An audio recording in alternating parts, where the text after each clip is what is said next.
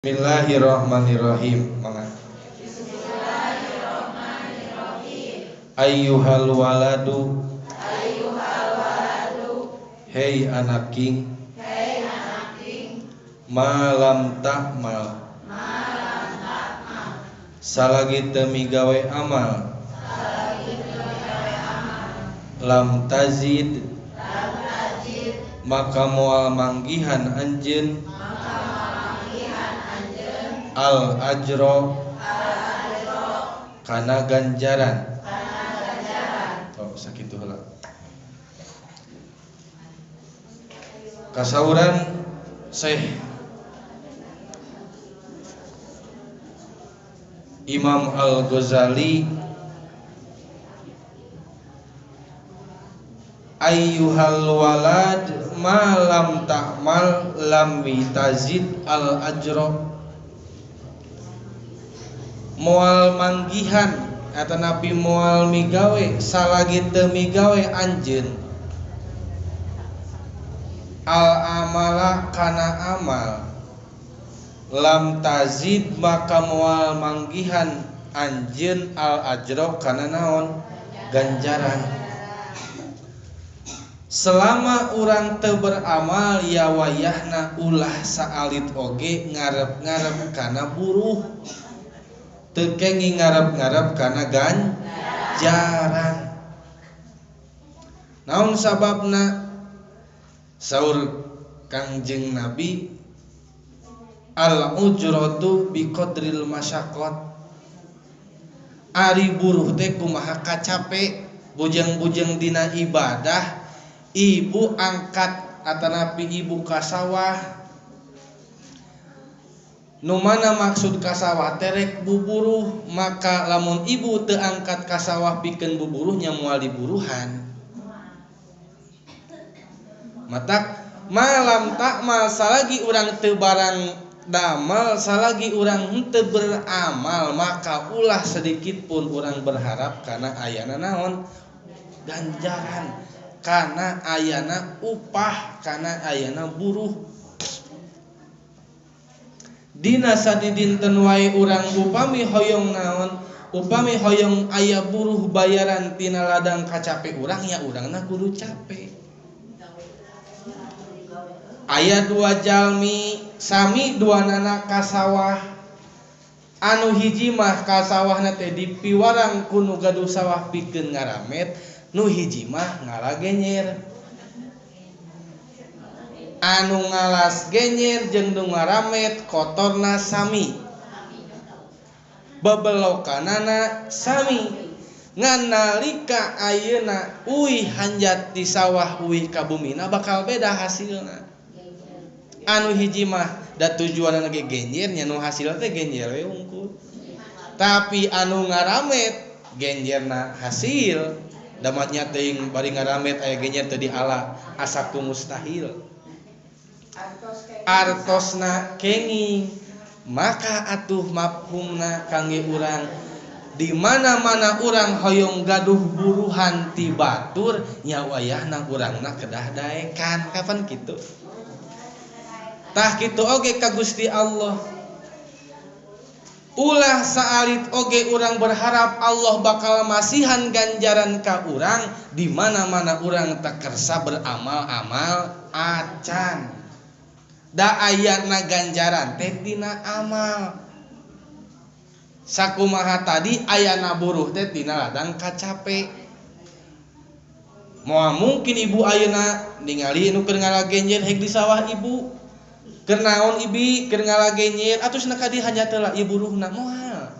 Sanajan di sawah ibu dan tujuanna lagi ngalagenyer lain rek pangrametkeun. Maka di mana urang keur hirup di dunia atuh urang ulah sampekeun ka wani-wani untuk berhenti beramal. Bentuk amal teh benten-benten seueur pisan bentukna. Ibu naha tiasa urang beramal ku soca? Tiasa. Naha urang tiasa beramal soleh ku cepil? Tiasa. Beramal soleh ku lisan? tiasa sadaya panca indera anu dipasihkeun ku Allah tiasa dianggih beramal. Kumaha beramalna soca?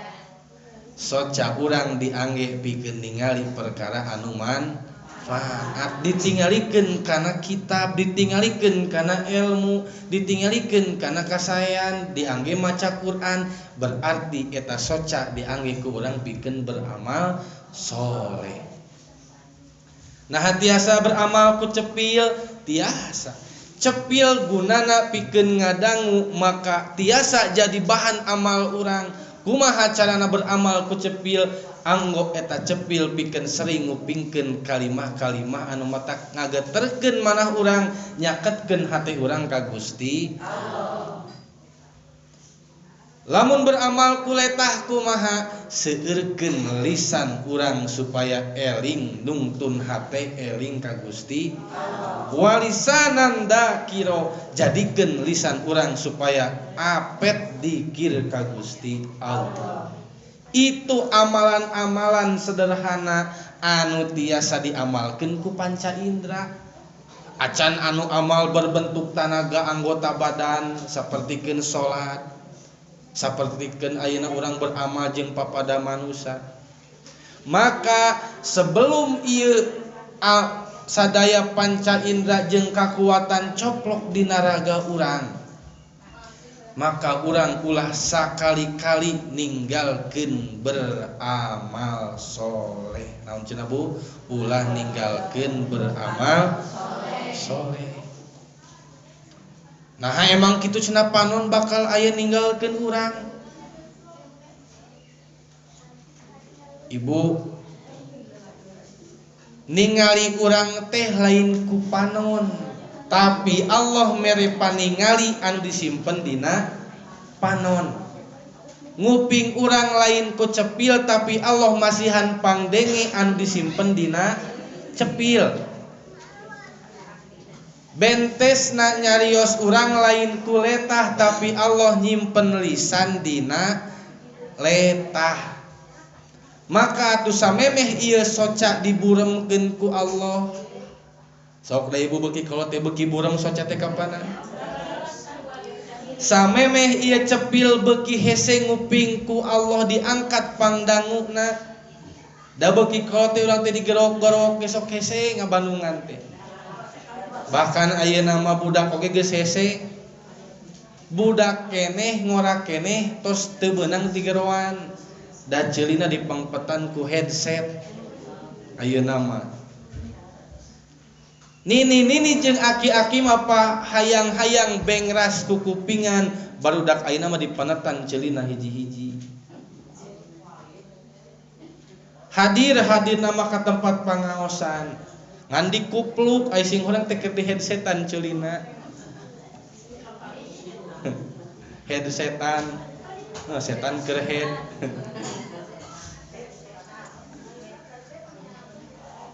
Maka sebelum anggota badan urang lemah, sebelum urangna menua rentak teu mampu teu walakaya pikeun beramal, tah atuh ayeuna urang keur jagjag kudu seueur beramal meung urangna jagjag keneh.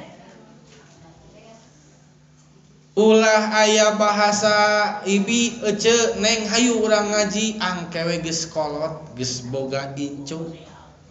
Nah geus kolot geus boga incu sabab engke lamun di bahanan opieun ti masjid teh jang saha jang incu. Ulah nungguan kolot pikeun ibadah sabab umur mah ngadodoho jeung ngabobohong. Mana umur ngadodoho, urang sok kadang-kadang berandai-andai keundang ora keneh kewe amal beramal mah geus kolot, ternyata urang lain umur anu ngaleuwihan urang tapi nyawa anu miheulaan datang kana awak urang.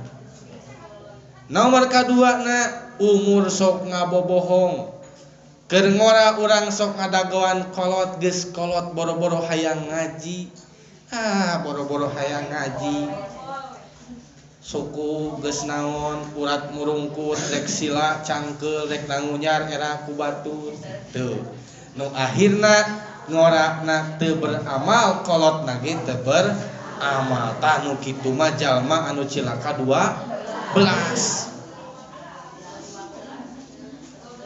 Nah habat entah 15 tanyakeun lebih aing ka itu. Tong sok demo ka abi. Artos Bu, moal menang naon salagi urang teu ngamalkeun atau napi urang teu beramal soleh, maka ulah sakali-kali urang berharap menang ganjaran. Teraskeun. Hugia dicarioskeun. Mangga sareng. Hugia dicarioskeun. Anna rojulan. Sanyana hiji lalaki. Mimbani Israila. Di golongan Bani Israel. Abada anu getol ibadah Allah Ta'ala ka Allah Ta'ala sab'ina sanatan salila 70 tahun fa'aroda tuluy ngamaksud saha Allahu Ta'ala Allah Ta'ala ayyajluwahu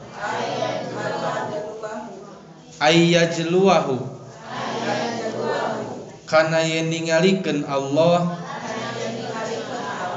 ka itu rajul alal malaikati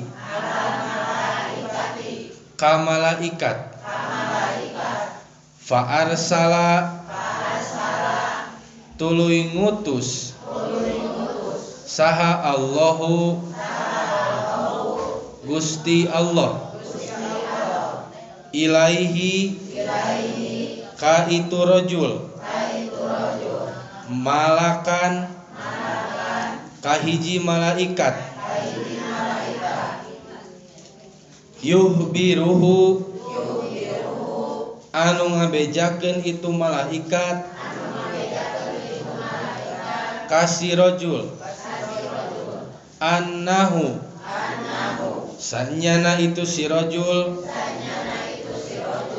ma'atil kal ibadati sarta ibadah 70 tahunna la yaliku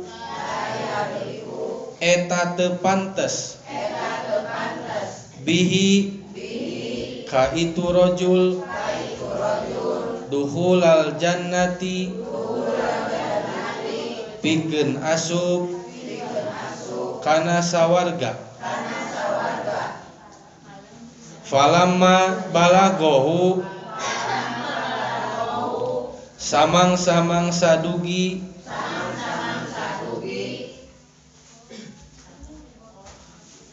qala mangka nyarios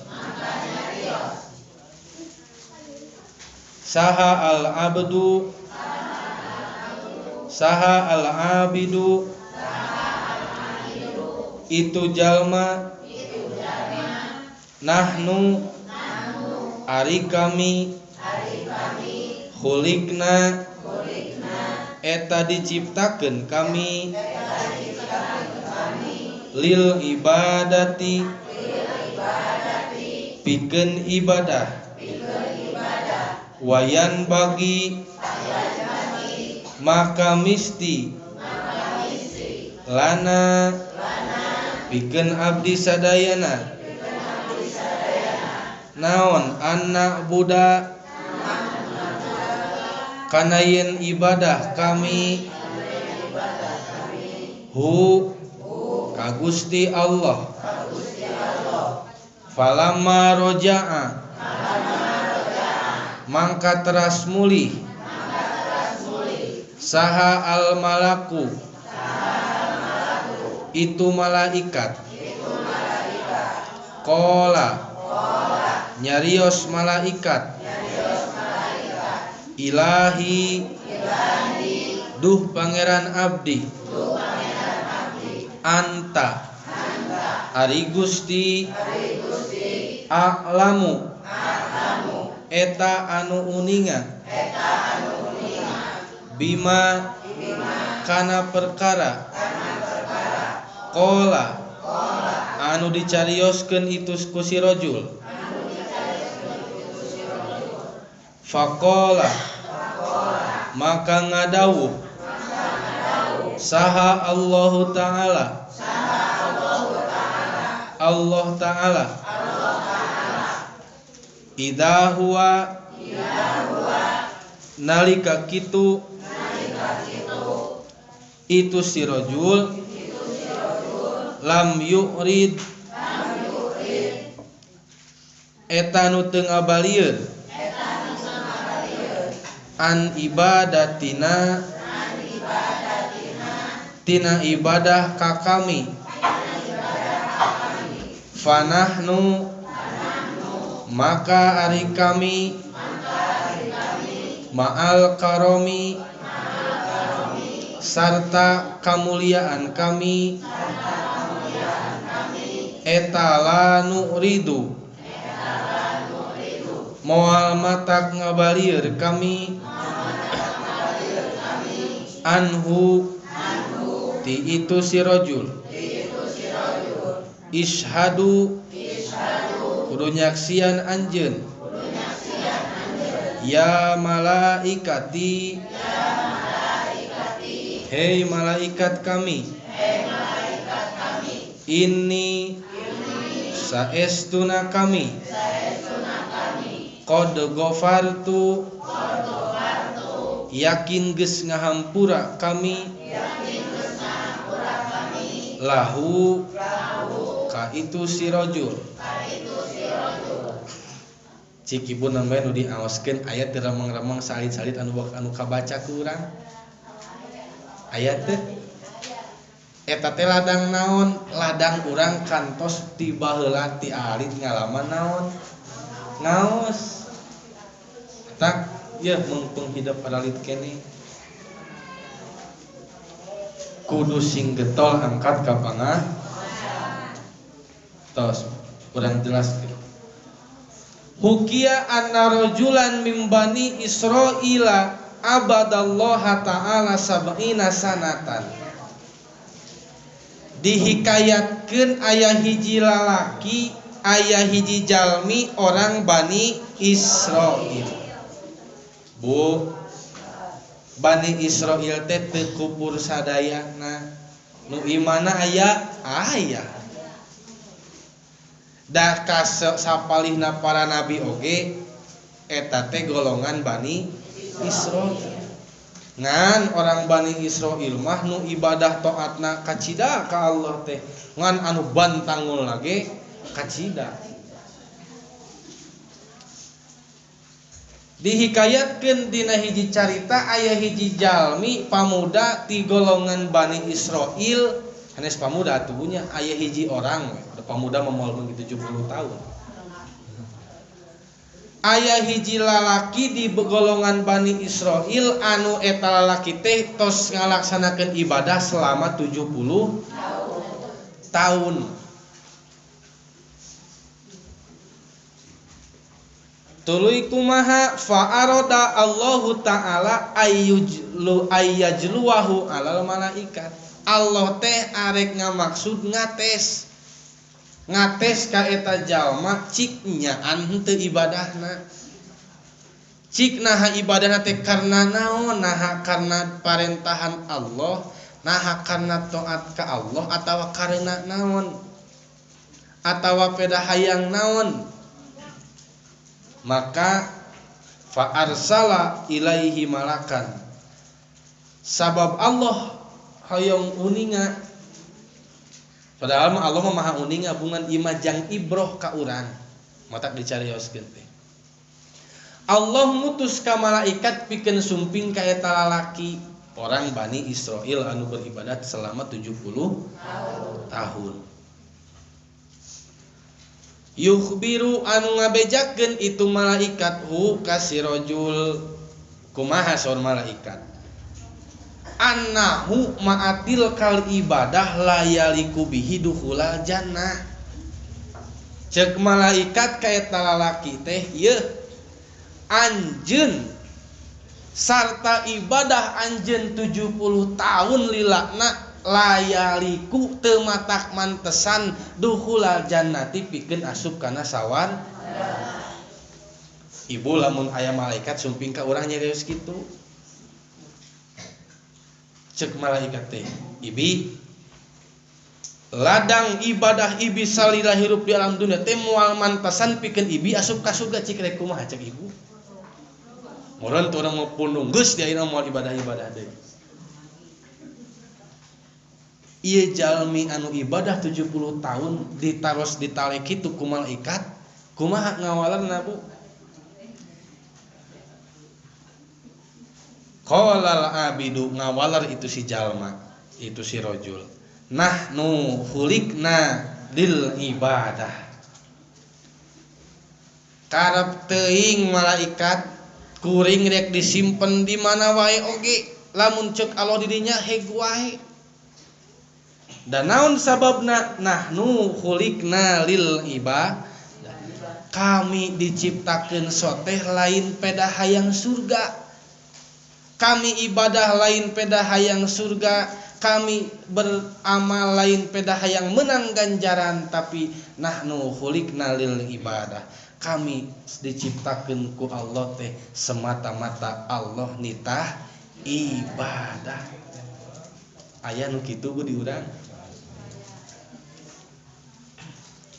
Hebat punya orang Bani Israil nu ibadah 70 tahun cek Allah maneh moal asup ka surga.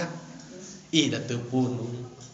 Kalah kitu ngawalarna teh nahnu khuliqna lil ibadah. Fayam bagilana anna budahu tuh. Kami diciptakeun pikeun ibadah, maka atuh wajib pikeun kami pikeun ngalaksanakeun ibadah. Malaikat bodo amat rek asup kana surga arek asup kana neraka ngan dumeh Allah marentahkeun pikeun ngalaksanakeun ibadah, maka wajibna kuring mangan saukur ibadah. Rek hideung rek bodas rek surga rek neraka itu hak prerogatif Gusti Allah. Ari urang mah Bu nembe salat duha istiqomah sabulan oge asapang ahli surgana. Tadarus sataun sakali teh sabulan. Eta ge ari getol bulan Ramadan. Meni asapang ahli ibadahna. Padahal ieu jalmi pameget anu 70 tahun teu pernah eureun ibadah direken ahli neraka ku Allah. Eta jalmi henteu pun pundung. Maka bingung malaikat Bu. Palamma roja'a maka teras uih malaikat ka Gusti Allah. Qala teras nyarios malaikat ka Gusti Allah, Ilahi anta a'lamu bima qala. Gusti langkung uninga tina cariosan itu lalaki anu ibadah 70 tahun. Faqala Allah Ta'ala, idza huwa lam yurid an ibadatina. Nalika si itu lalaki teu ngabalieur pikeun ibadah ka kami. Di mana-mana aya jalma anu teu ngabalieur ka Allah lamun ka urang keun kitu panginten. Maka janji Allah fanahnu ma'al karomi lam nurid anhu. Maka kami moal ngabalieur oge teh eta jalma. Maka ladang amal ibadah urang Allah ge moal ngabalieur ka urang. Kitu. Ishadu maka kudu nyaksian anjeun ya malaikat he malaikat kami inni qad ghafartalah. Sanyana kami parantos ngahampura pirang-pirang dosa itu lalaki Bani Israil. Ibadah urang, amal urang teu matak ngajamin urang asup ka sawarga. Dan naon teu pantes Ibu kantos Kangjeng Nabi nyarioskeun yen di surga teh tempatna kaindahan, bahkan saur Kangjeng Nabi wa nasibuha khairun minad dunya wa ma fiha. Ibu tiung Nabi dadari tiungna bidadari teh hargana teh leuwih berharga tibatan dunia jeung saeusina. Cacakan nembe tiung widadari. Ayeuna urang ibadah 60 tahun 40 tahun hayang menangkeun surga. Sedengkeun tiung widadari wae ge leuwih berharga hargana tibatan dunia jeung saeusina. Atuh sabaraha harga ibadah urang? Maka leres asup surga lain pedah amal urang tapi ladang fadlna Gusti Allah. Asup neraka lain pedah kasalahan urang tapi pedah sabab aya keadilan Gusti Allah. Ieu mangrupikeun hiji harapan jang urang. Urang mah rumaos jalmi teh tukang dosa, urang rumaos jalmi kadang-kadang taledor jeung migawe kasalahan. Tah ieu hiji-hijina harapan urang Gusti, mudah-mudahan amal ibadah abdi sing ngajantenkeun ladang syukur ka abdi supaya abdi ngarepkeun, supaya abdi ngengingkeun kana ridho Gusti. Amin ya Allah ya Rabbal alamin. Kuncina naon Bu? Urang sing husnudon ka Gusti Allah. Ulah eureun beramal sabab sagala ge berawal tina amal. Ya punya sadayana ge berawal tina amal. Moal aya perkara anu teu waleh tina amal. Ari amal teh padamelan. Cek tadi al ujratu bi tibaril masyaqqat.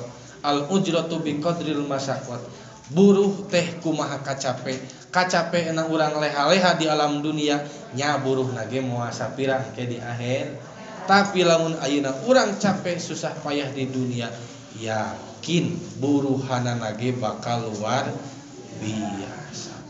Amin. Mudah-mudahan urang sing dijantenkeun jalmi anu tawaleh di mana wae iraha wae jeung keur kumaha bae sing janten jalmi nu teu waleh ibadah ka Gusti Allah. Kita ngadoa Gusti mudah-mudahan soca abdi sing janten amal kasayan.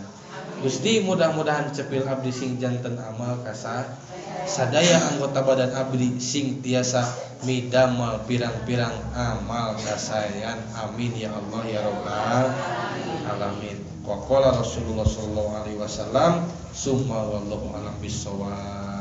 Mudah-mudahan aya manfaatna wabil khusus kangge urang sadayana. Oge hapunten tina samudaya kalepatan pilih bae kakirangan pamudah-mudahan sing tiasa ngahapunten. Hadanallahu wa iyyakum ajmain wallahul muwaffiq ila aqwamit thoriq. Wassalamualaikum warahmatullahi wabarakatuh. Waalaikumsalam.